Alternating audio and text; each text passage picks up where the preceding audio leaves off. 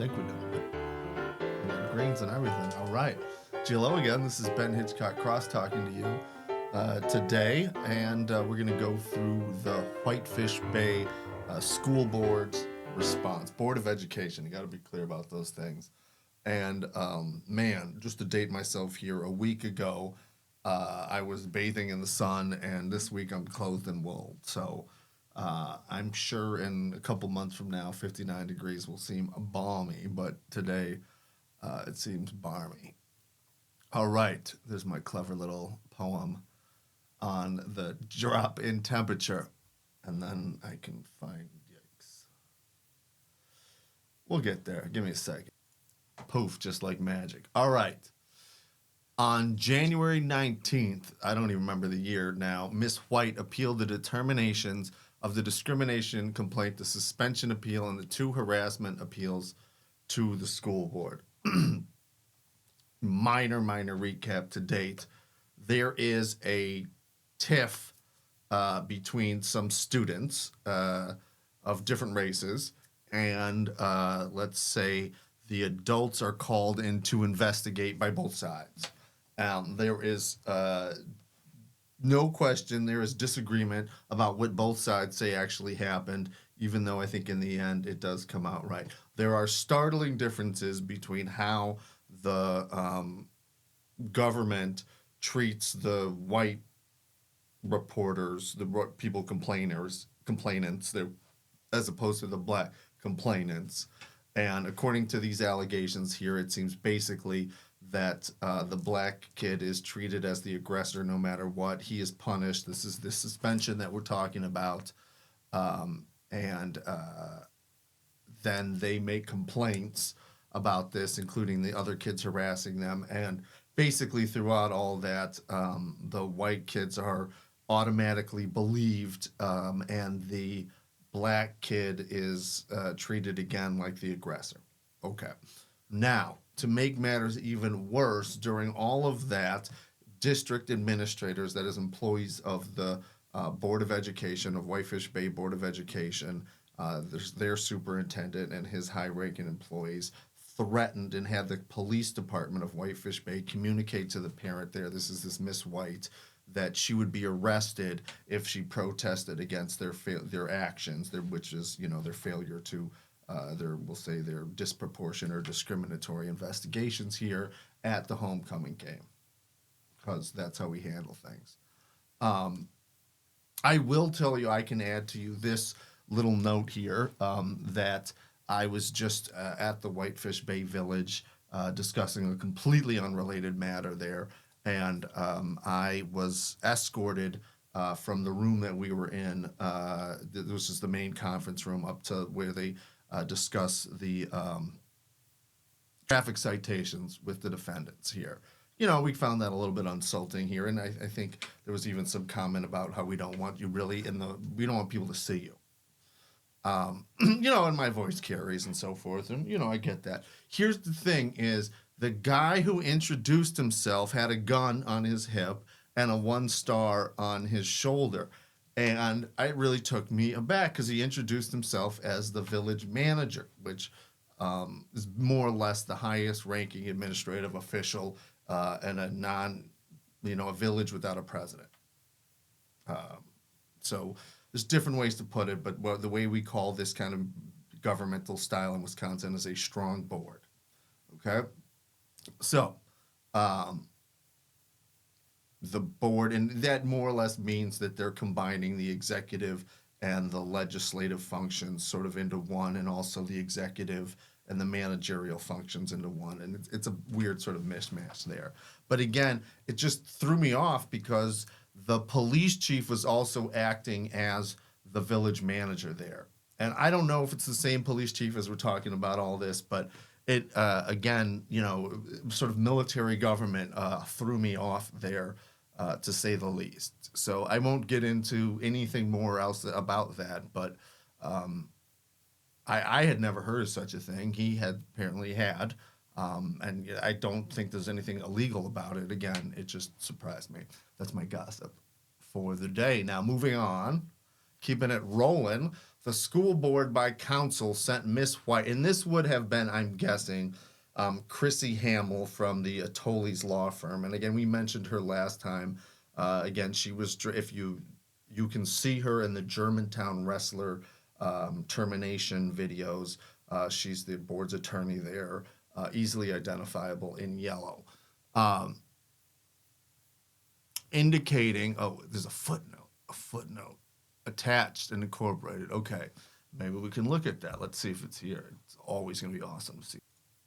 Okay, and this is something that it's not attached, but this is something that I want to call out here, is you're going to see the board and using sort of policy and these investigatory procedures that are mandated by the DPI to sort of funnel complaints into a way that they become meaningless.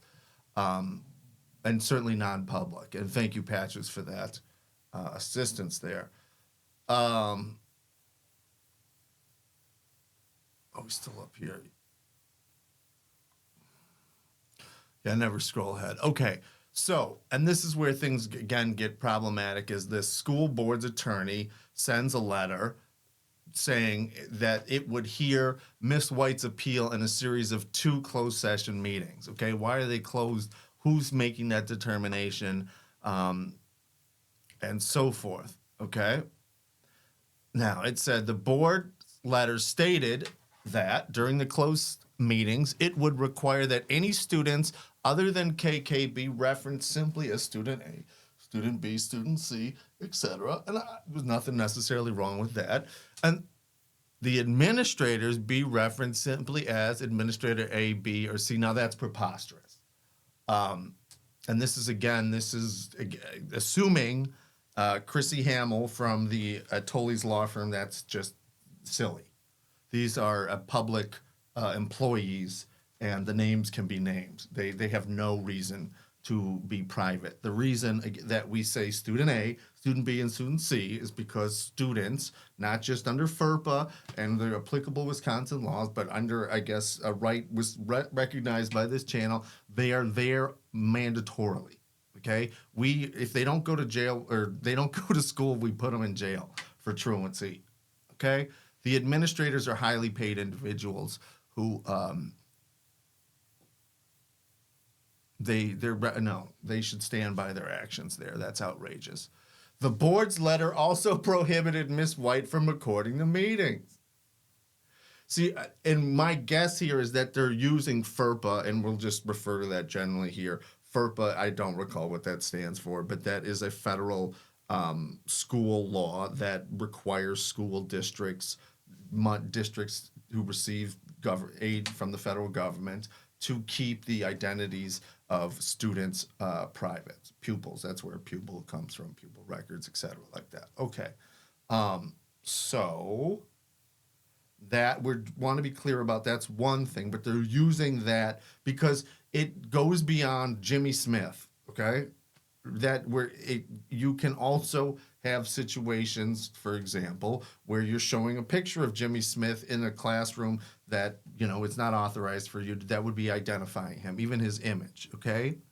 Referring to Jimmy Smith as the son of Donna Smith and Jerry Smith is in the classroom. That's also potentially identifying. And under FERPA, in theory, that could be problematic, okay? So you can see how there's a gray area there that allows these districts to say, well, hey, we're high. But who the principal of the school or the assistant principal who conducts an investigation or a superintendent who threatens somebody with arrest, those people don't have any, there's no rationale there. Nothing there is going to identify a pupil. It will identify misconduct by an administrator, and that, I think, is what they're trying to hide.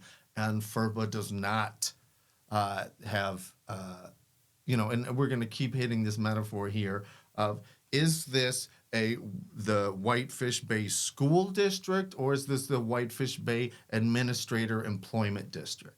And that is something that we need to ask ourselves, because it seems like this complaint puts that into question here. But why? Let's just say that they didn't want that out there and there was some legitimate reason for pupil privacy, they should still have it recorded and have an agreement with that attorney not to disclose it. I'm sure they had an agreement with some other things like that.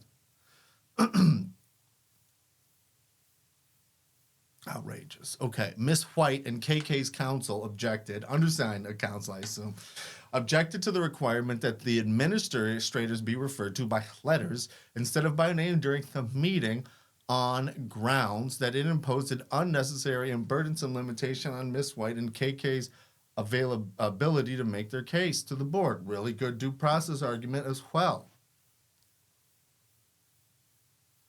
I would name the names here. If this is Chrissy Hamill, it should say Chrissy Hamill of the Atoli's law firm at least once. Replied, and generally speaking, attorneys, that's what you refer to yourself as undersigned counsel. You refer to the other counsel. I mean, that is generally speaking how it is, but the person should be identified once. Now, we can obviously go to a G, but I've already paid for that. How many more pages do I want to pay for? I want to ask oneself.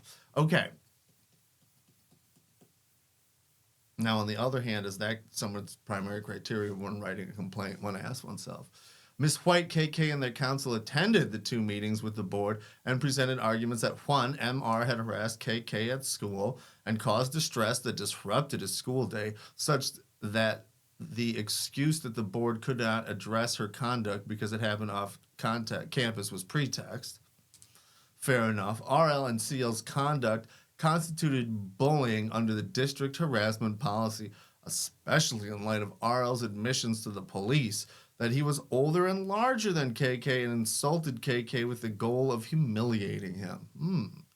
Levick's immediate assumption that RL's allegations against KK were true were based on improper generalizations about KK's neighborhood and reflected racial prejudice. I think we heard that earlier. This is a good recap. 4, the Arlington Heights factors supported a finding that Levick's action towards KK were taken with racially discriminatory intent. Well, I'll be. So this is more school law than employment law, and that so this is interesting. But Title VI in Arlington, we can all read this. It's discriminatory effect of the action, the historical background of the decision, the specific sequence of the events leading up to the challenge decision, the departure from the normal procedure sequence, and the departure from the normal substantive standards. I think that's an excellent factor test. My guess is that was well over the heads of the board, because this is to the board here. But get it. I mean, I'd also just say, I'm sure that was in there, but it just doesn't pass the sniff test. But hey, Thompson had administrated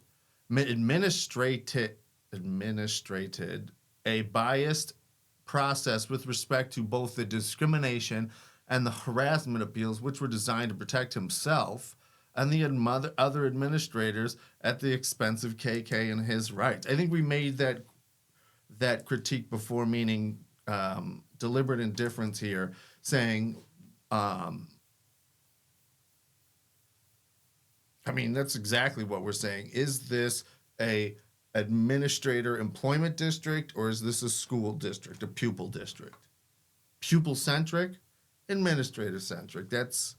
We're getting the clear sense that up till now, it's administrator-centric. Let's see what the board does. In addition, during the second of the 2 meetings, several community members came to speak in support of Ms. White. Oh, and KK during the public comment period before the board went into closed session. And because we're such a news organization, we provided you with nearly simultaneous coverage of that event. There is definitely a video of me talking about being a community member and coming in to speak in support of Ms. White. We also we definitely had some heads up at that time.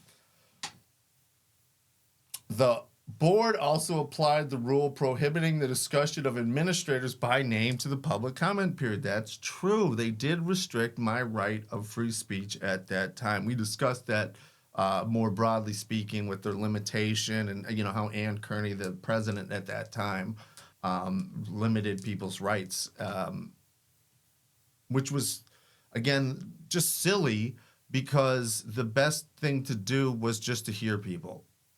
And they could have avoided a lot of more trouble. And there's just no doubt about it that I think that the actions of the board and their advice that they're getting is just leading them into, and the people of Whitefish Bay into more and more hot water. If they would just, come clean about the problem from the get-go and be public about the problem, what would have happened at that point is John Thompson might have had some egg on his face, and really he should have. He needed to come forward and say, hey, I violated this lady's civil rights. I apologize. We're going to do better. We need to communicate that down the line that this needs to not happen. I think there was even suggestions by the, I think there was suggestions that be the solution there, and at that meeting. And again, is it better for him to have resigned, for example? Just let's assume that was a factor here. Was that better? Was it better for them to admit the problem or to have it come out like this? I mean, you tell me. The board does not usually require members of the public who are speaking in public comment to refer to administrators by letters instead of name. The board imposes rules on public comment during these specific meetings because it knew that speakers were likely to criticize administrators for their handling of racial issues in the district. It's almost like I was there. Further, board president Ann Kearney, I think we reported on this, adopted an angry, demeaning, and dismissive tone. Anybody can think of a D word for angry, I would definitely give them 10 points. Tone to the supporters of SW and KK who spoke during a public comment. Okay? For example, Miss White's mother attempted to speak about an incident where she attempted to meet with Miss Levick about her granddaughter, and Miss Levick ignored her and then slammed the door on her face. I remember that. We discussed it on this channel here. Okay. It's just fun to be in the news, ladies and gentlemen. Okay. Miss White's mother slipped and mentioned Miss Levick by name instead of letter, and board president Ann Kearney immediately screamed at her and cut her off. I mean, screamed. I don't think it's unfair. I think we could probably yelled would probably be better. I don't know how different that is, but it was surprising. Miss Kearney made rude and dismissive comments to other speakers. I think, hey.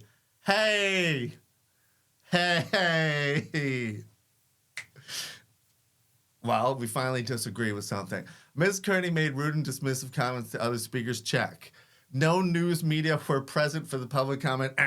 Big failure. Absolutely wrong. Couldn't be more wrong. Straight to jail. No one was recording the comment period.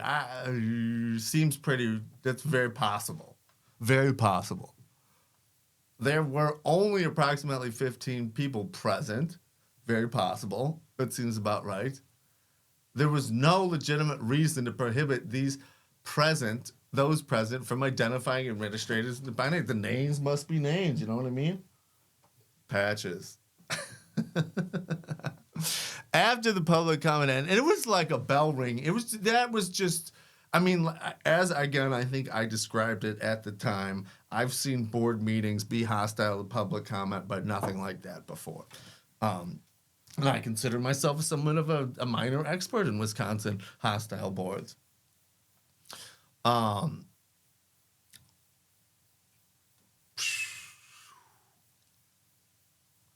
guess we can say that with Miss White, KK, and their council and the rest of their supporters went outside the room where the meeting was held, and the news media too. Midway through the meeting, Miss Kearney heard the supporters laughing outside the hallway. The news media couldn't report on that. News media does not hang around during closed sessions. News media is otherwise occupied. Let's put it like that. I mean, that's one hears about the news media from time to time. But this is kind of shocking. I do remember hearing gossip about this at the time. Miss Kearney abruptly stopped the meeting and rushed to the door where she screamed at the supporters. Man, there's another big S. But you got S and screamed at supporters. So, hey, some of the supporters remember. Oh, yeah, some of these people. Now that I can testify to. There were some bigwigs there who lived on the right or wrong side of Lakeshore Drive, if you can describe it as that, the east or the west. I'll leave that up to you, which is which. And there was some heavy hitters in the crowd there. Yeah, I wonder how that went. We'll see. I guess it doesn't comment further that they were there, which had been advocating for improved racial equity in the district for a period. I mean, that is but I'm going to translate that. Ann Kearney went outside, and not only did she yell at the black people, she even yelled at the rich white ladies.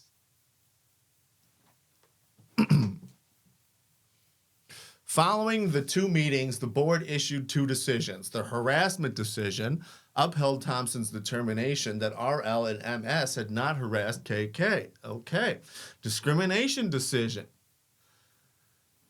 did not state an answer as to whether or not Levick and Henderson had discriminated against KK by applying discipline inequitably to him and denying him due process, even though that was the gravamen of Miss White's initial complaint. I get to just tell you that when I started using the gravamen, I don't know where this undersigned counsel got it from, but I know where I got it from, which is I only had the radio version of Summer Lightning up until very recently, but I got the Stephen Fry version of it.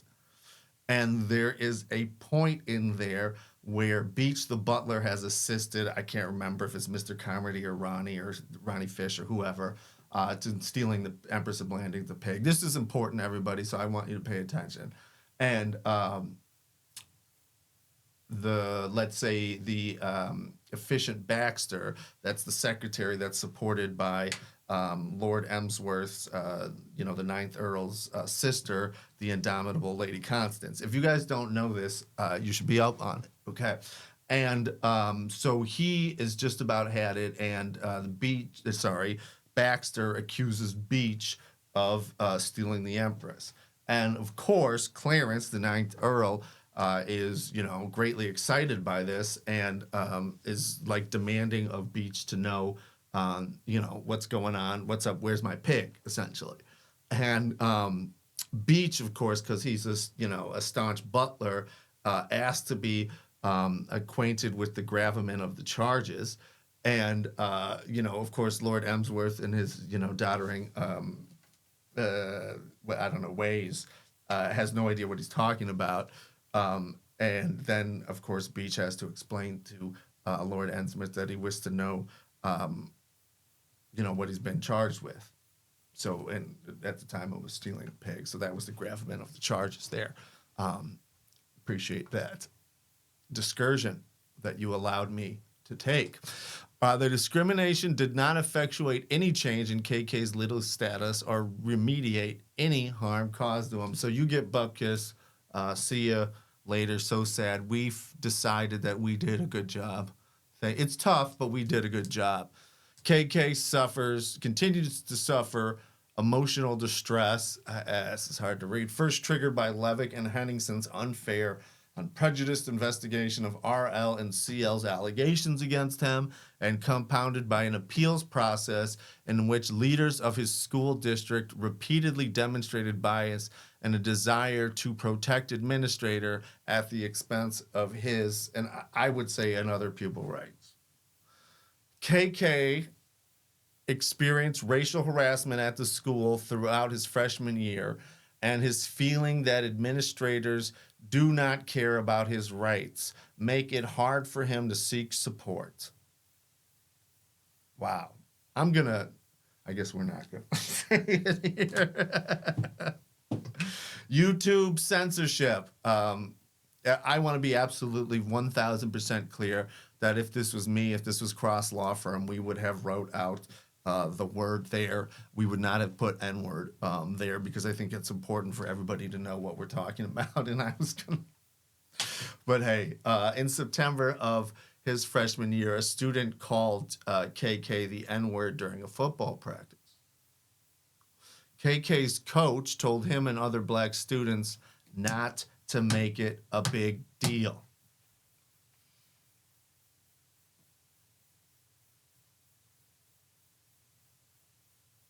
All right, I'm going to make it through this for everybody, but I'm pissed. And then we'll see what happens. In the winter, during the wrestling season, the same student again called him the N-word. Because, of course, that's what's going to happen, because there's no penalty for the adults. Then why would there be a penalty for the students? And that's exactly what the problem is starting a brand new year with Amy Levick as president. That's the principal. That is exactly the consequence of the school board's failure. Fantastic writing, by the way, Elizabeth Lambert.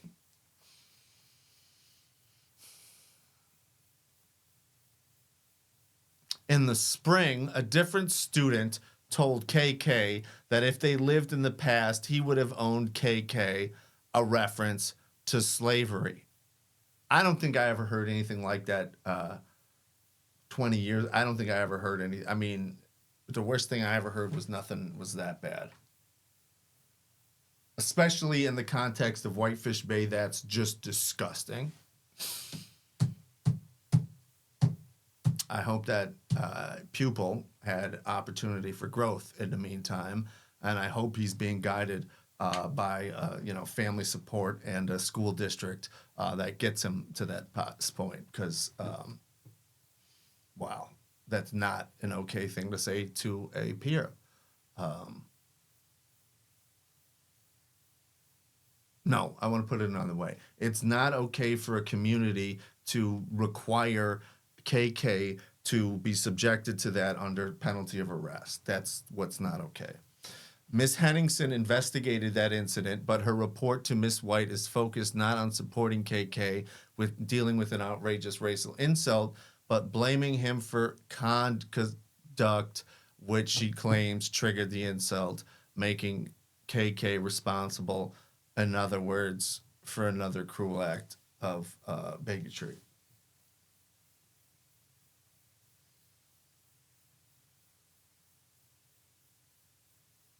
Because, it's the inherently bad, it's inherently his own fault. It's inherently his own fault. Thank you, Patches. Thank you. All right, well, I think I'm getting the message here to calm down a little bit, so we'll get to that. Yeah, that's tough, people. That's tough. And again, before I close out, I just want to focus off of the pupils and onto the adults. Because it's the adults that create the conditions here, 5,000%. And when we say discipline, I even think that's a bit of a misnomer here, because again, the adults are creating the conditions 100%.